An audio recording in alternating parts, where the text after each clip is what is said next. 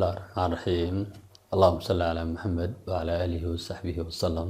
السلام عليكم ورحمة الله وبركاته. Deforming solids. كلمة deform معناها هو change in shape. معناها هو change in shape. أو isبدل كل عشرة قاب كيسة. هذا كورة deforming forces كا. forces كصوبة إنه وجهده شيء كل عكره. بدو حلا هذا tensile force. Tensile force وحسابه شيء إنه stretching سماه إنه كلا دركو. Tensile force وحكون على object وforce object كلا شيء والله force مثلاً لبعض force مركب object كلا شيئان لبعض force resultant كود وحنقول يا tensile force وحنسوي يعني stretching إنه شيء كلا دركو stretching يعني كينيا. force كلا بعد deformation كسمين كرا و compressive force. compressive force oo xoog labada hareerood oo jagii kaga imanaya oo isku soo urjinaya ama isku soo diisaya oo isku soo yareynaya kaasina wuxuu sababayaa object inuu size ahaan u soo yaraado ama u soo gaabto marka labada force marka ay object hareeraha kaga yimaadaan object way soo yareynayaan iyagana resultant force koodu wuxuu noqonayaa compressive force iyagu waxay sababayaan compression inuu object soo yaraado haddaba objectgii waxaanu qaadanaa inagu force ka hore aynu hadda qaadanaa ee la yiraahdo tensile force. Tensile force marka lagu isticmaalo shay that means shaygaas uu kala baxaya waxaanu si gaar ah u soo qaadanaynaa springska aynu tusaale u soo qaadanaynaa oo aan ku soo horeynaa springska waxa la yiraahdaa waa elastic material. Springs are elastic materials. Springs waxa lagu tilmaamay inay yihiin walxaha elastic ah. Elastic waxa macnaheedu. Elastic waa shay marka force lagu isticmaalo ee la kala jiido hadii force ka laga qaado halkiisii ku noqon kara ayaa la yiraahdaa elastic. That means waa elastic material that means they spring back to their original length after removing the stretching force. Marka waxa la yiraahdaa springs horta astaantaas ay gaar u leeyihiin. Sidaa daraadeed hadii مثلاً spring halka uu ku yaalo spring waa gariirtada yar la laaban ayaa la yiraahdaa spring kaasi dherer buu leeyahay oo meel buu ku joogaa xad buu leeyahay aan dhaafsiisnayn dhererka spring ka waxaan oran karnaa length original length LO aynu qaadan karnaa spring ka hadii lagu xidho culays ama xoog 1 newton uu kala baxaya oo dheeraanaya sidaadreed waxa laga yaabaa inuu noqdo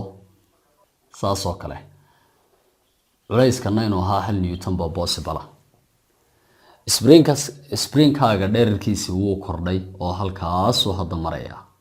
ilaa halkaas uu maraya waxaan oran karnaa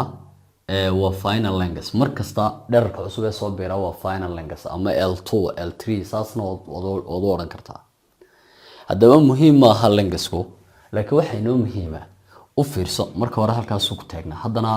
dhererkiisa halkaas uu maraya marka in baa ku beertay springka dherer cusub baa soo beeray dhererka cusub ee springka ku soo beeray waxa la yiraahdaa extension waa inta dheeraadka ah ee markii 1 newton lagu xidhay soo beertay ayaa la yiraahdaa extension haddaba waxa la yiraahdaa springnadu marka lagu xidho culayskana waa force kan badiyaa magaciisa waxa la yiraahdaa load ama stretching force wax proportional force ka iyo extension ka oo waxa laga wadaa hadii lagu xidho culays 1 newton extension ku waxa laga yaabaa inuu kala baxo 2 mm oo kale hadii 2 newton lagu xidho inuu 20 mm 4 mm kala baxo hadii 3 newton lagu xidho inuu 6 mm kala baxo waa laba wada soconaya extension ka iyo load kaasi way wada soconayaan marka waxa la yiraahdaa xeer baa hadaba jira inoo xeerkaas waxa loo yaqaan Hooke's law xeerka la yiraahdo Hooke's law wuxuu ku oranayaa extension waxa uu directly proportional leeyahay stretching force ama si kale aan u dhigay load labadaba waa la yiraahdaa stretching force waa xoogan sababaya inuu springku soo kala baxo ama ka wax kala jiidaya ama tensile force baad oran kartaa loadna waa loo yaqaanaa marka extension kaaga wuxuu directly proportional leeyahay loadkaaga taasi marka waxay suuro gelin kartaa in xataa table laga sameeyo oo for example balada table ka fiirso waxaanu ku bilaabay load-ka ama stretching force-ka oo in newton iyo extension ka spring-ka oo in millimeter for this spring tusaale ahaan oo kale markasta oo load lagu xidho extension buu sameynaya waxaanu soo qaadanaynaa load kala duwan مثلا 0 newton 1 newton 2 newton 3 newton 4 newton spring-kii kolba 1 newton baa lagu darayay marka hore 1 newton baa lagu xidhay markii dambe 2 newton markii dambe 3 newton saasa loo waday extension-kiisana waxa laga yaabaa marka aanu haba yaraatee ee wax culays ka laadlaadin spring-ka spring-ku markuu original-ka wax extension ma jiro laakiin marka 1 newton meesha yimaado extension-ka imanaya marka waxa la oranayaa bilowga hore extension-kaagu waa 0 waxa laga yaabaa in markaad 1 newton ku xidhay inuu 10 noqdo 2 newton inuu 20 noqdo 3 newton inuu 30 noqdo 4 newton inuu 40 noqdo taasi maxay noo suuro gelin kartaa ama maxaa faa'iido qodobka laga heli karaa waxa ugu koobaad ee laga heli karaa waxaynu arkaynaa in extension-ka iyo load-ku inay yihiin directly proportional waxa la saadaalin karaa inta ay directly proportional-ka yihiin markasta oo load la isticmaalo extension-ka cusub ee soo bixi kara waxa kale oo halkan meesha ku yaala saad arkayso spring-kaagaasi inuu yahay extension-kiisu constant graph hadaynu u sameeyno waxaynu oran karnaa matalan xaggaasina aynu idhaahno load xaggaasina extension graph-kaasi matalan straight line buu noqonayaa since ay labadoodu directly proportional yihiin okay haddaad u fiirsato graph-kaagii wuxuu noqday straight line taasina waxay ku cadaynaysaa in extension-ka iyo stretching force-ku inay yihiin directly proportional that means waxa uu xukumayaa waa stretching force markastoo load-ku uu soo kordho maxaa soo baxaya extension cusub baa soo baxaya saadaraad waxa la yiraahdaa load-kaaga ama force-kaagu wuxuu directly proportional leeyahay extension-ka taasoo hadhow loo turjumayo force-kaagu leeyahay k e ama k extension keedaasi marka waxa la yiraahdaa waa constant of proportionality keedaasi waa constant of proportionality oo u taagan slope-ka graph-kaaga ayay u taagantay oo qof waliba wuxuu garanayaa haddii maanta lagu siiyo graph noocan oo kala lagu yiraahdo x ama waxaan jeedaa y waxay leegtahay x graph-koodu inuu noqon karo straight line way macnaheedu waxa ka dhigan tahay markastoo x-taadu ay hal tahay y-duna waa hal marka x-tu laba tahay y-duna waa laba way wada socdaan waa directly proportional haddii laakiin waxa la garanayaa halka la kordhiyo oo y equal 2x laga dhigo 2x horgalihii halkaas awal y equal x kaliya ahayd haddii 2x laga dhigo macnaheedu waxay ka dhigan tahay line-kaagu kor buu yara kacaya haddii halka 3x laga dhigo line-kaagu kor buu yara kacaya marka waxa la yiraahdaa keedan waxay u taagan tahay number-ka value-ga halka imanaya marka value-gaasi spring kasta hal qiimo buu leeyahay for every spring isma bedbedelo qiimahaasi hal qiimo ama hal value ayuu leeyahay marka saadaradeed baa loo yiraahdaa keedaadu waa constant ama waa slope ama aan iraahdo de magaca labaad ee slope-ka inta badan loo qaato waa gradient oo isku mid slope iyo gradient waa janjeerka leenka ayuu inoo sheegaa keedaasi marka keedaadu isma bedbedesho waa constant for every spring kee gaara ayuu iska leeyahay spring kastaaba qiimo gaara ayuu keedaasi u leeyahay marka waxa la yiraahdaa keedu waxbay u taagan tahay waxbay matashaa maxaa keenay in spring-nada constant-koodu kala duwanaadaan spring walibana uu kee gaara u yeesho waxa keenay waxa la yiraahdaa keeda laftarkeedani waxay matashaa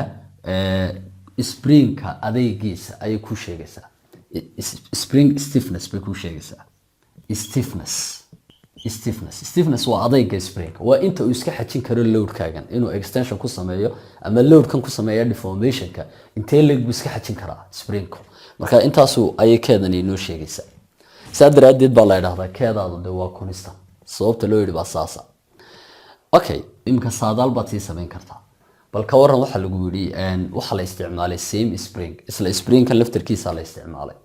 spring-kaasi ayaa lagu xidhay load 7 newton load-ka la isticmaalay ayaa wuxuu ahaa 7 newton waxaad sheegtaa spring-ka extension-kiisu muxuu noqonayaa sideen uga shaqeynayaa waa su'aal lagu weydiin karo inta graph-kuna lagu siiyo table-na lagu siiyo ayaan wax number aan table-kana ku jirin graph-kana ku jirin lagu siinaya markaas extension ka lagu weydiinaya ama sometimes extension ka lagu siinaya load ka lagu weydiin karaa ta sidan oo kala marka lagu siiyo de waxaad ogaataa spring kaagu inuu constant leeyahay marka waa inaad constant kiisa la soo baxdaa seen constant kiisa la soo baxaya maadaama aan yiri f waxa leegtay ke macnaheedu waxa ka dhigantahay k duna waxa leegtay f divided by e marka laba un qaado maadaama ay proportional yihiin labada doontaad qaadan kartaa labadan tusaalahan haddaan soo qaato de kana waa f kana waa e marka waxaan oran karaa matalan keedayda waxay la mid tahay f oo 2 iyo e diyo 20 keeda badiya constantka inta badan halbeega lagu cabira waa newton per meter laakiin de halbeegyada yaryar halkan yaala tixgelintooda la siinaya hadda meter bayno yaala mise millimeter extension keenu millimeter buu ahaa marka waxaad oranaysaa keeda waa newton per millimeter marka waxaynu aragnaa keedeeni waa 0.1 marka su'aal laga weydiinayo shayga kaliya ee aan isbedelin inaad markasta inaad sidato laga doonayaa wuxuu noqonayaa constant ama keeda ayuu noqonayaa marka waxaad oran kartaa extension kaagii waxa uu kula mid yahay f divided by e f divided by k waa marka extension ka lagu weydiiyo waayo haddii keeda f divided by e tahay de e dina f divided by k bay noqonaysaa e dina waxay noqonaysaa f divided by k sidaa daraadeed waxaad oran kartaa f taade haddii lagu siiyo 7 newton keedina maxaa lagu siiyay 0.1 baa lagu siiyay marka extension kaaga sida halka ka arkayso waxa ku soo bixi doona 70 mm ayaa ku soo bixi doona taa macnaheedu waxay ka dhigan tahay su'aal ayaa markasta laga weydiin karaa ah in ama extension ka lagu weydiiyo ama force ka lagu weydiiyo laakiin maxaa muhiima waxa muhiima ardaygu inuu markasta la soo baxo constant inaad la soo baxdo halkeed kala soo baxaysaa from the table baa lagu siinayaa maadaama oo ay proportional yihiin inta ay proportional ka yihiin extension ka iyo load kaagu table kaasi wada adeegsan karaysaa oo wuxuu ka caawinayaa inaad ani 2 points la qaadato magaadaan labadan 3 divided by 3 isla qaato waa 0.1 constant isma bedelayo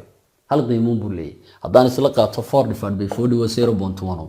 marka that means constant kaagu isma bedelayo constant ki waxa lagu yiri spring ki baa la isticmaalay for the same spring mar haddii lagu yiri wali spring ki baa la isticmaalaya constant kaagu constant ki buu ahaanaya marka isla isagii baad adeegsanaysaa okay graafka hadda marka uu qaabkaas oo kale yahay waxa la yiraahdaa graafkaagu inta uu straight line yahay waxa uu adeecayaa xeerka hook ama it obeys Hooke's law